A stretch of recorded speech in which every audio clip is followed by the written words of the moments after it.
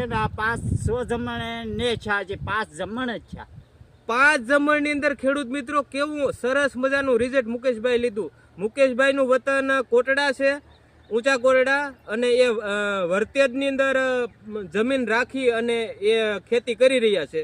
બીજા ખેડૂતને શું કહેવા માંગો? બીજા ખેડૂતને એ જ કહેવા માંગુ કે કાંઈ વસ્તુ રોગ હોય તો તમે આ છંટકાવ કરશો એટલે તમારો કપા રેડી થઈ જાય.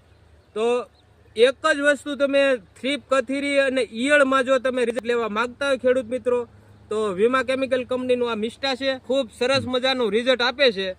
એ તમે લાઈવ આ વિડીયો દ્વારા બતાવી રહ્યા છે.